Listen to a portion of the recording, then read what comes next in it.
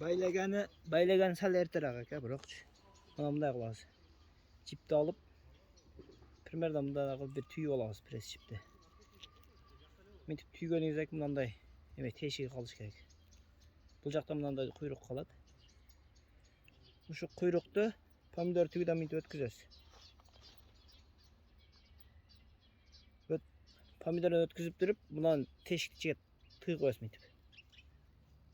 Mancha shunday bo'ladi дағы. Bu yerda pomidor qoladi. Ama buna jipde ödegi tarsa qısıp qoladi. Mana aldık. Pomidordan o'tkazdik. Pomidor o'tkazgandan keyin buna şu teshikka buna jipni uchun tig'ib qo'yasiz. Tig'ib turib, uzun jipni tartsangiz o qisib qoladi, berki qisqa jipni. Ama bunday bo'lib to'g'ri bo'lib qoladi. Qispaydi pomidorda.